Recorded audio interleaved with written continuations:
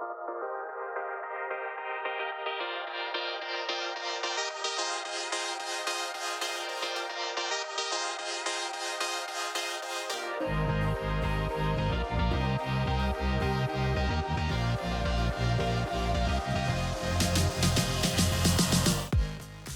usually send money to my husband to send my child to school. I have a new family that I support in South America. Because for me also, it's one of the platforms from where I can support my family back in India. They can't really afford to spend for the educations. The tuition fees and many other expenses from time to time that they have. She needs to pay for her school tuition fee, school bus, and all her basic needs.